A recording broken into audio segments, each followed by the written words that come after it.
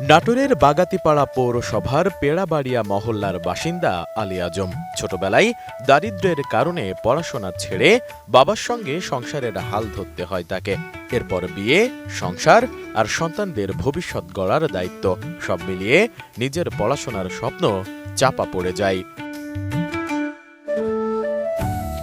সন্তানদের লেখাপড়ার খরচ চালাতে স্ত্রীকে সঙ্গে নিয়ে রাজশাহীর ইসলামী ব্যাংক হাসপাতালে চাকরিতে যোগ দেন আলী আজম।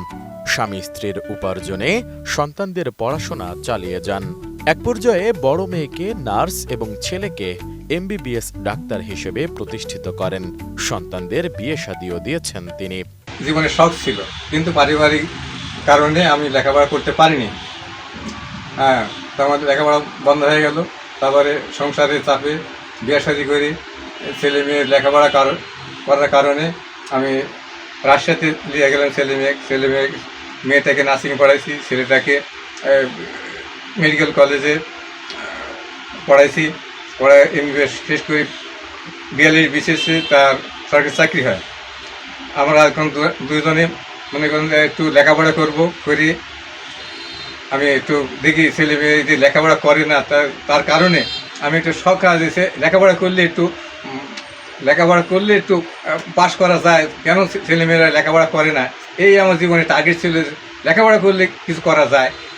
এটা আমার জীবনের শখ ছিল। সন্তানদের প্রতিষ্ঠিত করার পর জীবনের শেষ বয়সে এসে আবারও নিজের অপূর্ণ স্বপ্ন পূরণের ইচ্ছা জাগে আলী আজমের। ঘরে বসে না থেকে শুরু করেন পড়াশোনা। চাকরির সুবাদে রাজশাহীতে বসবাস করায় Nowhata science and technology high স্কুলের কারিগরি শাখা থেকে 2026 সালের এসএসসি পরীক্ষায় অংশ নেন তিনি।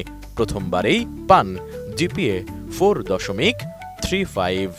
আলী আজমের মতন মানুষ যে এখন এই 54-55 বছর বয়সে যে পরীক্ষা দিয়ে পাশ করেছে, এটি তো আসলে বিরাট ব্যাপার। 54-55 বছর বয়সে যে আলী আজম আবার পরীক্ষা দিয়ে পাশ করবি, এতে ছোট ছোট যারা পরীক্ষার্থী আছে তারে লজ্জা করা উচিত। আলী আজমের মতন মানুষ এত মুরব্বী হয়ে গেছে, তখন পরীক্ষা দিয়া এই যে পাশ করেছে, এটি তো ধন্যবাদ। 32 ইঞ্চি জেভিকো টিভি এখন মাত্র 15,000 টাকায়, সাথে পাচ্ছেন 3 বছরের প্যানেল ওয়ারেন্টি।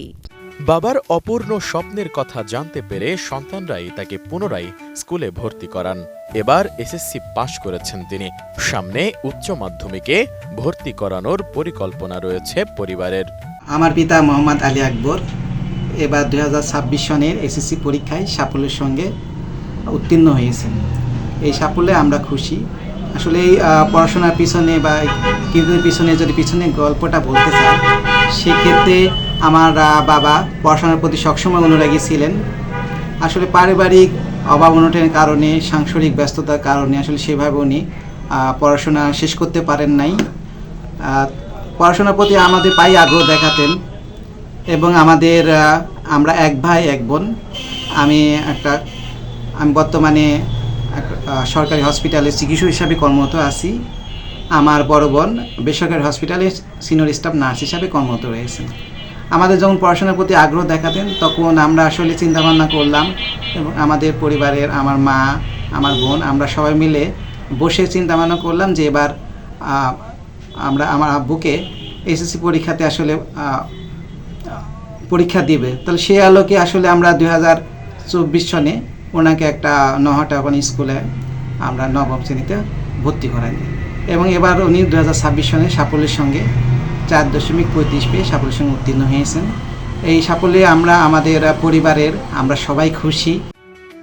সন্তানদের ভবিষ্যৎ গড়তে গিয়ে নিজের স্বপ্নকে বিসর্জন দিয়েছেন আলী আজম। তবে জীবনের শেষ প্রান্তে এসে সেই স্বপ্নকে আবারও বুকে ধারণ করেন তিনি, আর প্রমাণ করেছেন ইচ্ছা শক্তি থাকলে বয়স কোনো বাধা নয়।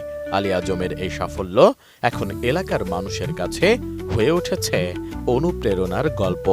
এই বয়সে পাশ করেছে, ওই যে এই বয়সে পাশ করবি, ওই যে পরীক্ষা দিবি, ওই যে এর ভিতর গ্যাপে পড়াশোনা করেছে, এই দুর্যোগের ভিতর ছেলে যে বয়স হিসাবে পাশ করেছে, এটা খুশির ব্যাপার। যুবকেরা আসলে মোবাইলের উপর আকৃষ্ট, তারা বিভিন্ন গেমের উপর আকৃষ্ট, তারা পড়াশোনা করে না।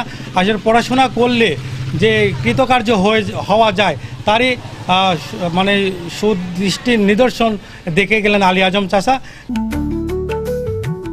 অদম্য ইচ্ছা শক্তি, সন্তানদের প্রতি দায়িত্ববোধ আর হারিয়ে যাওয়া স্বপ্ন ফিরে পাওয়ার এই গল্প যেন নতুন করে মনে করিয়ে দেয় স্বপ্ন পূরণের কোনো বয়স নেই। Desk report, ATN news.